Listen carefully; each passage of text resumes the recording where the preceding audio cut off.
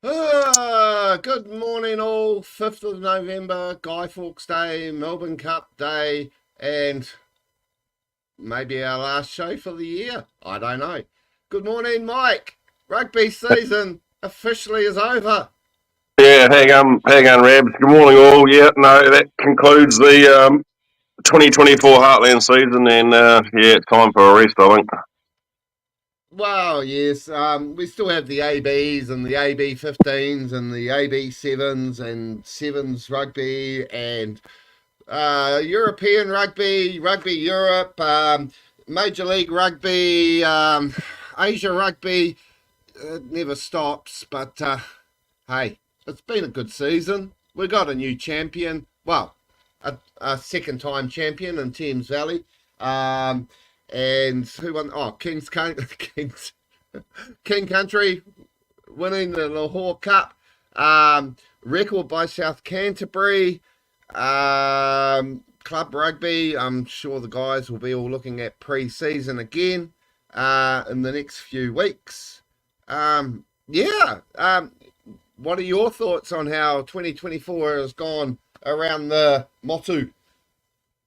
Oh, it's been a great year for Heartland Rugby, especially for Mid Canterbury. You know, we've had a really good season, and you know, we obviously beat South Canterbury, which was one of the highlights, and just fell short in the final. But you know, the boys can be very proud of how far they've come.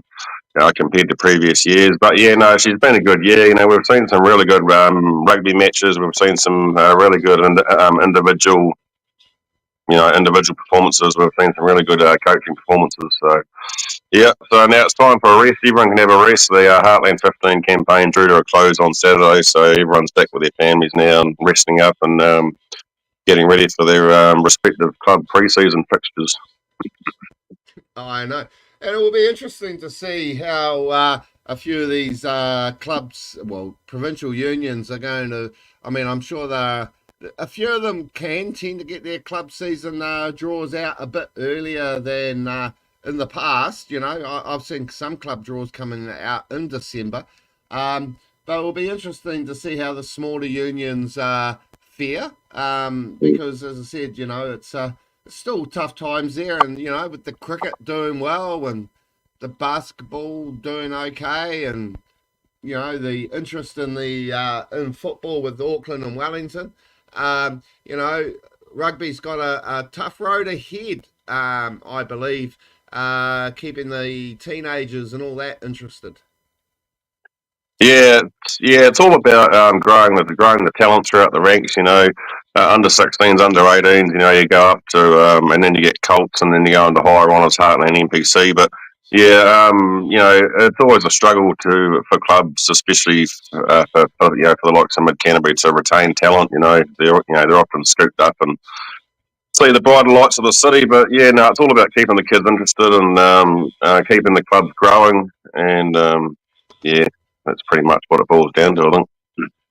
Yeah, well, I mean, the only reason I bring that up is, you know, last week, you know, I won't bring up all the other unions, but overall, NZ Rugby have brought up, you know, things like, you know, there's a 6% increase against 2023 of 155,000 players. I do know there's been a lot of work done in Ripper Rugby and Junior Rugby and all that. A lot of, you know, I'd say at least probably 30 or 40% of those players are kids, just basically, you know, they're out of their teen years and they're up. I don't, problem is with the 155,000 total players up, percentage point there, you know, they're not really giving us a breakdown of the ages Mm. at all in that figure because, I mean, you know, we all know about the women's rugby. I mean, that's just growing every year. I mean, that's a huge increase again, but, you know, that's 33,000 players. But is that 33,000 players involved in that 155? Mm. Yeah, right. Because Yeah. because if I go back one, it just says total players, you know. So if there's 33,000 more females in the game, so that doesn't take a rocket scientist to work out that's what 117 or 112 or whatever, 122 in men. So then you break that down again into the 26 unions, and I'll just bring up my calculator here. So if we go 122,000, divide that by the 26 unions, so that's about 4,000 extra players per union. We know that won't be the case scenario in places like Bulla or East Coast or whatever, but so unless there's been a big increase in what do you call it, Auckland, um, yeah, I'm still trying to get my head around some of those numbers because I mean they then say 29,000 teenage boys. Is that really a figure we can look at? I mean, school rugby has been quite strong in recent years, especially down your way in the South Island. Do you think they've got the college rugby sorted down your way? Yeah, yeah, I think they do. Especially in Christchurch, like you got teams like Boys High and you know Boys High St Bees down here. Where we've got Ash Cole First 15, Methven College Rugby, but it's always been strong in Christchurch, and there's been rivalries going back for a number of years. Involving Nelson Boys College as well. But yeah, no, I think the rugby in Christchurch and around here is in a really good place at the moment. Yeah, so the battle there though is they might have 29,000 teenage boys now playing school rugby around the country, and for clubs as well. But it's now to give them this opportunity to gain those higher honours, put them into Heartland teams, into rep sides, etc. But my personal belief is I think we've seen too much rugby this year. I know it sounds weird to say, but if we look at things like all these age grade teams and all these different tournaments and or new tournaments, there's been a lot of those around lately. Um, yeah, it's sort of like we've completely gone away from the old Saturday morning rugby aspect, or am I just reading too much into more coverage on social media? No, I think that's a fair call. There's this season just gone. There's been tournaments throughout the week. There's been um, there's obviously been the sevens tournaments around here in Christchurch and Canterbury over the last weekend, and but yeah, I think social media's got a lot to do with it. There's a lot more coverage. Everyone's got phones, everyone's streaming. Everyone's photographing, taking photos. So yeah, I think you're not far off the money there.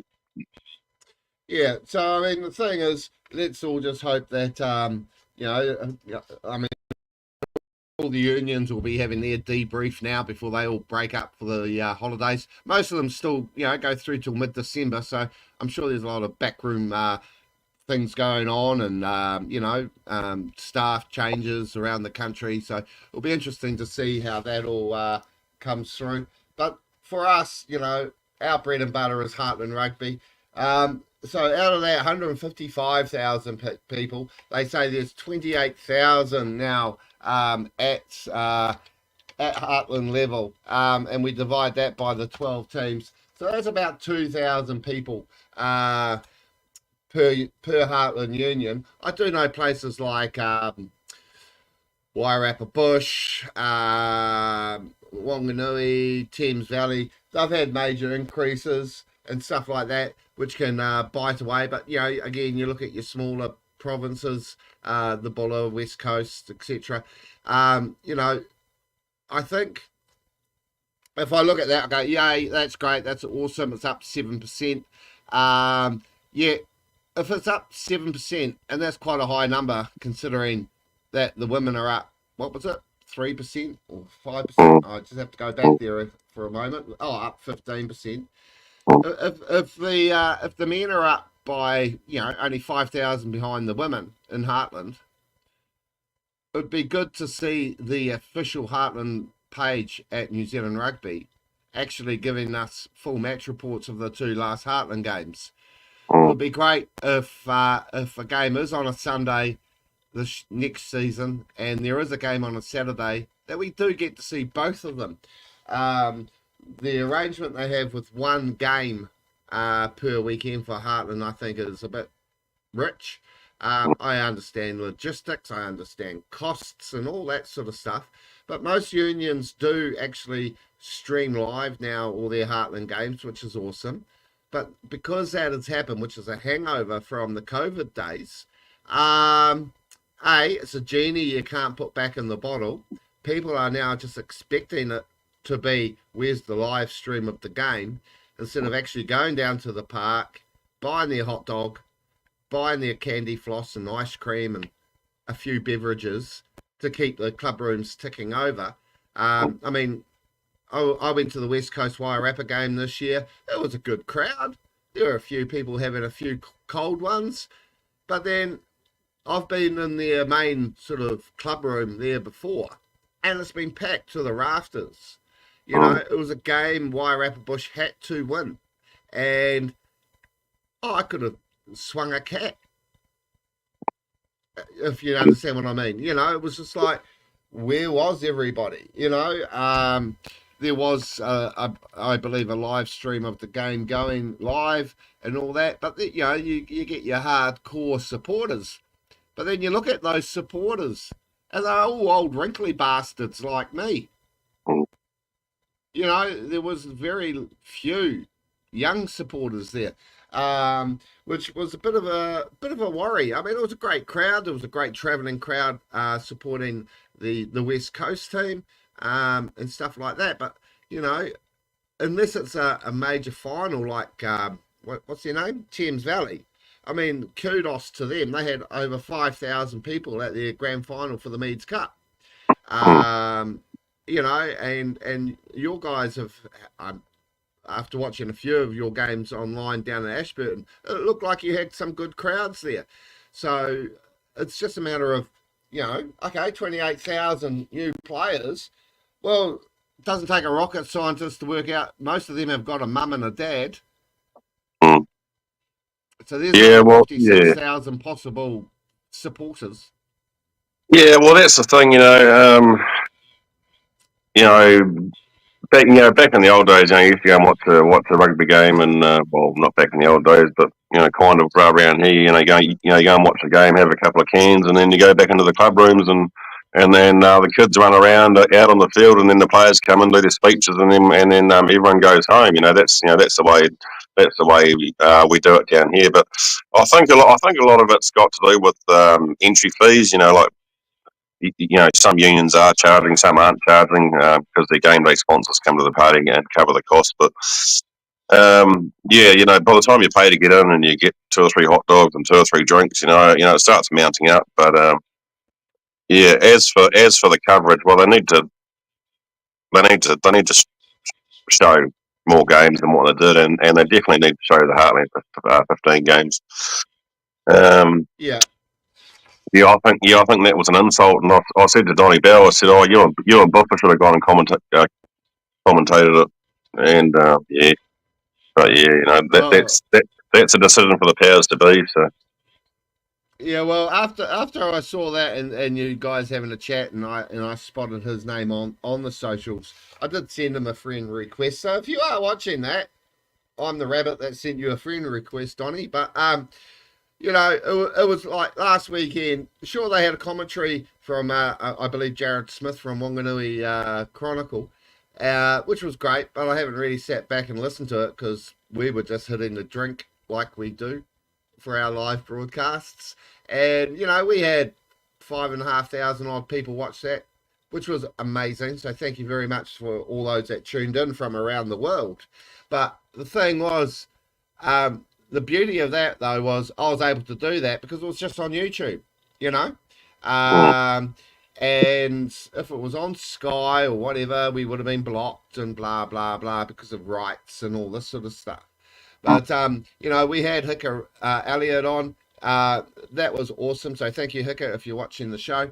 Giving us his expert opinion about life and rugby and life after rugby and how he thought the boys were going in the weekend. But that first game against the New Zealand Maori selection, there was no commentary unless it was for us giving a real amateur commentary of it, and having a bit of fun doing it. There was nothing, and so I thought, okay, now I was asked a question. Oh, who were all the scorers in the weekend? So I thought, oh, that's okay. I didn't actually write them down yet because I normally do that in the off season, grab stats and stuff. And so I went to the Heartland 15 official Heartland 15 page. They still only have the 2023 player profiles there. The latest story is here is the team to play these next two games. There was no match reports on the New Zealand Rugby website. And I'm sorry to say this, but that's just not right. In this day and age, they've got the game against Munster, the All Black 15. They've got the All Blacks, pre-match, during match, after match comments about the All Blacks. There's stories there about Sevens rugby and all the, rigmarole around that. NPC, yeah, a little bit. Heartland is just, it's almost like I feel that they're giving Heartland, oh, here you go. Just sort of, oh, here you go, you can have this game, and thank you very much. So, what I'd love to see in 2025 is more, it shouldn't be up to people like myself to give full media coverage because I've only got a small window of people that watch. It needs national exposure. And it's a lot of people disagree with what I have to say. But a lot of what I have to say is what the general public is saying, and so there's my grumble. But anyhow, NPC, I did mention that. Wellington got up, they won. Whoop, whoop. I'm happy about that. But then you look at that, and it was the grand final of our number one sport, so we are told. We were all pinned into a little part of the ground, so it looked good on TV, even though it was pissing down with rain. And then we had a fine day last Saturday. And what a crowd at the football between Auckland and Wellington.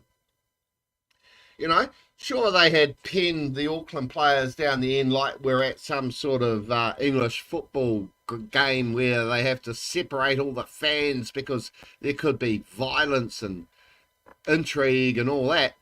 But really, to have two bays separating the family section and the Auckland fans, what were the kids going to do? Throw ice creams at them? I bet you not with the prices they charge at the stadium. You know what I mean?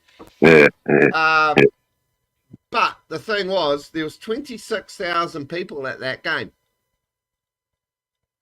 You would have been lucky to have had 5,000 or 6,000 at the NPC grand final.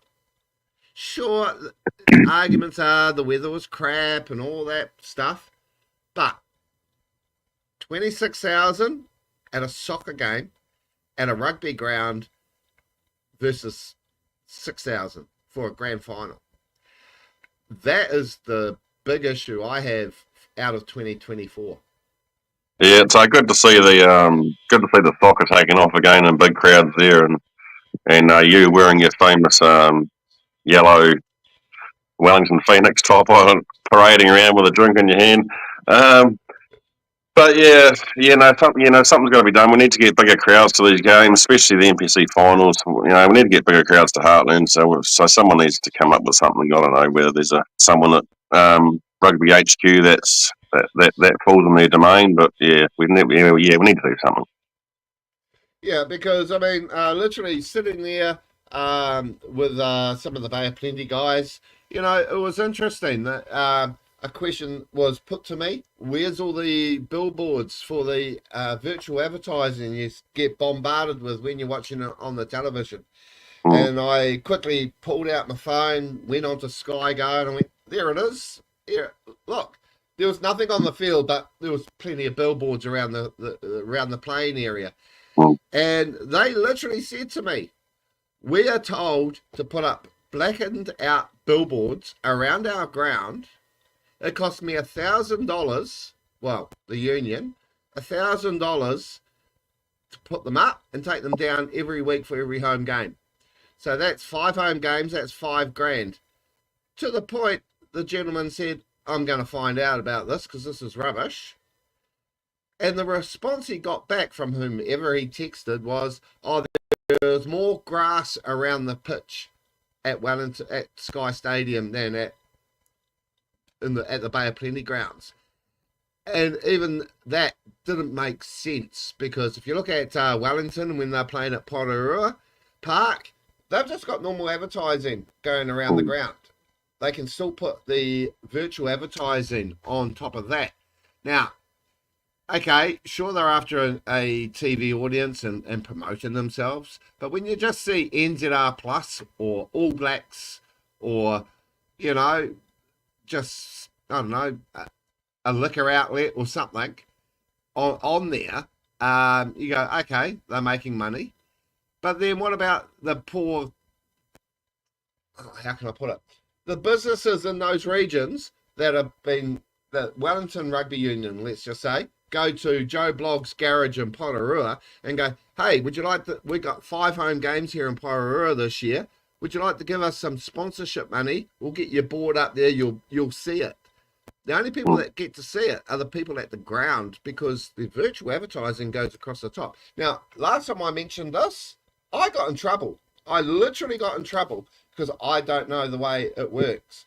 Well, the reason I'm bringing this up, Mike, is I don't know how it works. I don't understand why local businesses who are finding it tough at the moment in New Zealand are approached. They hand over good money to advertise their business, only to have it blacked out if it goes onto television. Yeah, it doesn't make sense, does it? I'm just struggling to see why it costs them $1,000 to do that, to put it up and take it down again. I mean, who's pocketing that money? Well, I suppose it's worked into wages and stuff like that, and because I do know that up at Bay of Plenty, they literally have to dismantle the whole Tauranga domain after every game because it's still a public domain. And then for the next game, they have to put it all back together again and then take it all back down again. So it's a lot of work, but then it does create a great atmosphere. But hey, it wasn't really meant to be a bitch session. I still think we've had a great season. If we go back to the Heartlands, I mean, we've had some outstanding scoring throughout the year, outstanding tries, some really good battles. We went to extra time in the Lahore Cup. It would be interesting to see teams like West Coast, if they get to keep these players they brought in this year. If they do, they are going to be a threat in 2025. I can guarantee you that. But then, you look at the other teams, Wairarapa Bush, for example. They've been building, but they, by their standards, probably ended up having a very disappointing season. It'll be interesting to see what happens with that union. Wanganui failed to make the final. Are we going to see changes to that? And I can't see a lot of changes going on, like changes being club format, selection policies, because, what I'd like to see, and people have been asking this for years now, I know there's still like a year to go with the Bunnings sponsorship, I believe. So we'll see much of the muchness in 2025.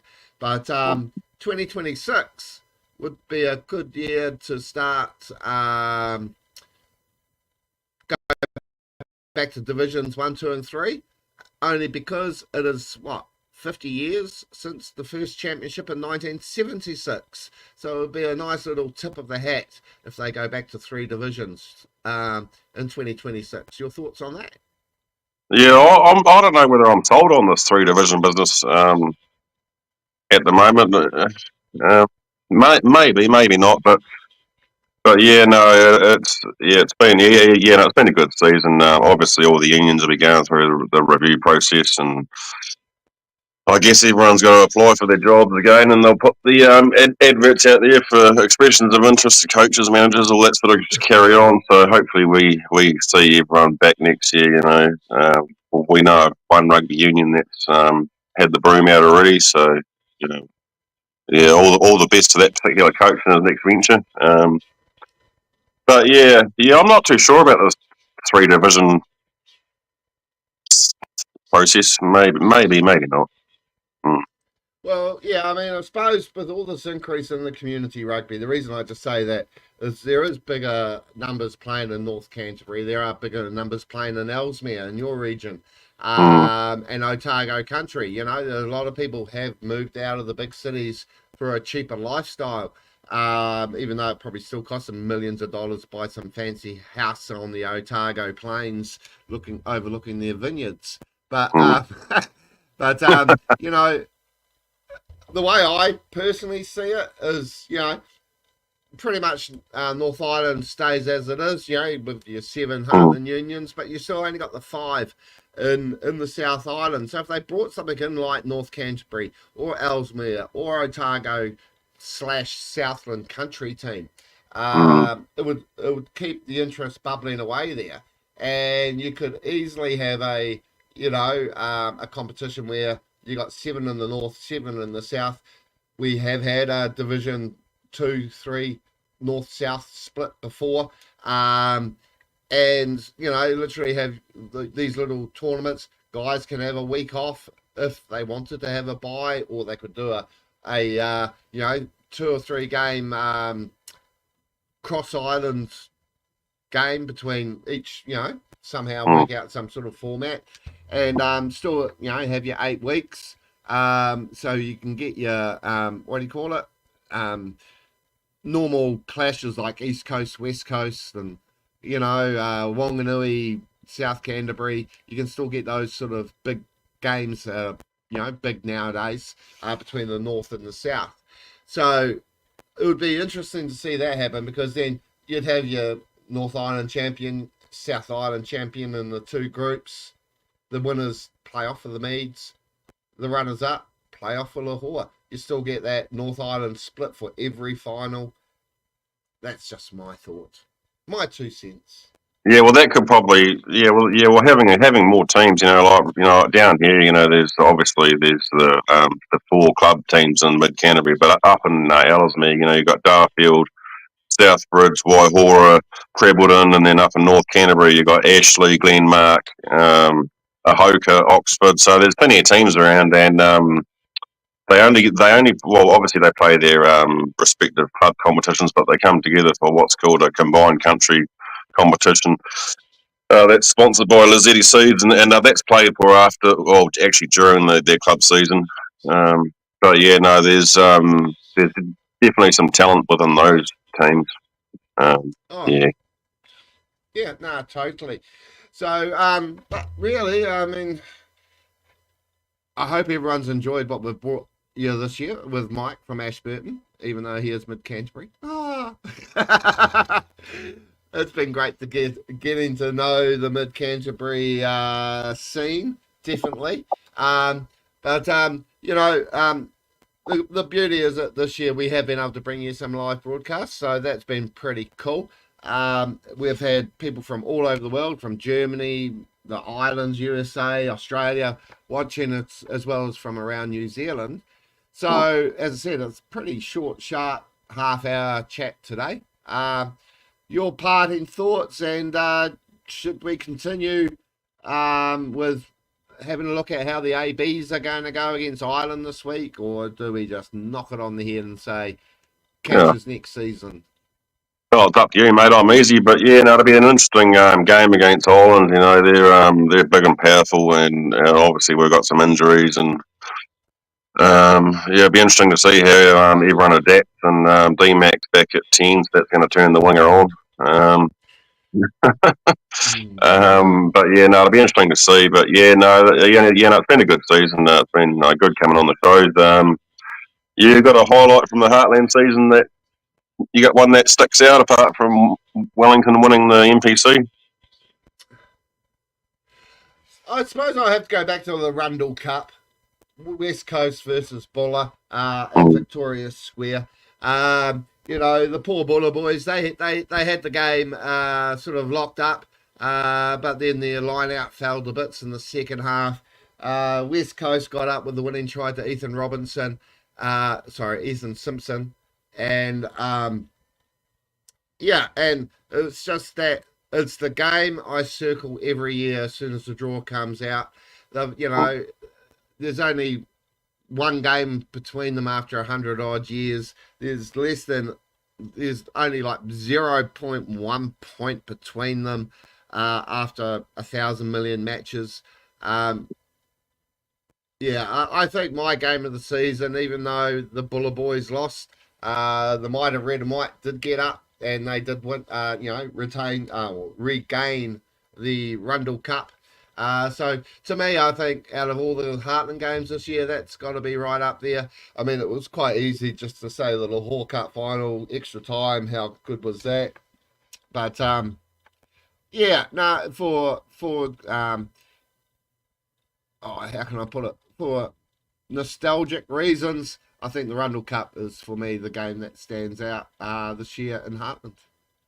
Yeah, well, the game of the year for me was it would have to be us beating South Canterbury. Sorry. There's a lot of there's a lot of history between the two unions, and to end their winning streak, I mean, we can't take anything away from Nigel Walsh and his crew. They've had a good run, but as I say, all good things come to an end, and we were just the better team on the day, I guess. Oh yeah, true. And of course, our favourite person who always comes up, who hasn't actually listened to the show, the rugby did get on quite well over the weekend. Kelvin, All Blacks won. Heartlands put in a good performance. We've already mentioned it. I think we all just put our feet up now, grab a bevy, and have a look at the sevens. Cheer on the All Blacks this weekend. This Saturday morning, actually, 9 a.m. New Zealand time, which is interesting because I do a radio show at 9 a.m. on a Saturday morning as well for about 5 or 10 minutes. So I'll have to pause the old television before that. And no, I think the All Blacks will shock the Irish. I think the All Blacks might get up and throw it in there. It'll be interesting to see if Brodie McAllister comes on. He's coming in to replace Cody Taylor, which is to me a bit of a left field, but that's what the All Blacks 15 is over there for, to provide cover. It'll be interesting to see. And the new the All Black 15, I actually said that they were off to Tbilisi, but they're not. They're actually playing Georgia in Montpellier in France. So a bit of an away game for both teams. So it'll be interesting to see how the AB15s get up for that. I think they put in a good performance against Munster, shake out the cobwebs. But otherwise, time for a rest. Time for a rest. And just out of the left field, ex-All Black, ex-North Harbour player Liam Barry has jumped ship from New Zealand Rugby. He is now the new Australian Sevens head coach. So that's interesting. I didn't realise Liam Barry was a Sevens man. I thought he was a big lanky lock. So that's an interesting thing to see the Aussies getting into. And of course, if we're back next week, hey, we're back. If we're not, well, we'll be back definitely when all the other rugby starts. And of course, we've got the British and Irish Lions to look forward to touring Australia next year, along with them playing an Anzac team. So put your thinking caps on. Who will be in an Anzac 15? How many Kiwis would you see in that of a squad of 23? So that'll be an interesting one to see come next June, July, or whenever it's on. Is Warren Gatlin still coaching the British Irish Lions? Or? I'm unsure. I really am. I haven't been keeping up with it. I think he is. I'll have to go and have a look that one up now. I haven't really taken much notice of it because, you only look at them once every 4 years. But Or was it 5 years? 4 years, yeah. So, but otherwise, no, that's about it. I'll get you to hang on the line as we leave the show. And thanks everyone for watching in 2024. Hopefully, we'll be back before the end, before Christmas, and we'll catch us all next week. Thanks, Mike. Okay,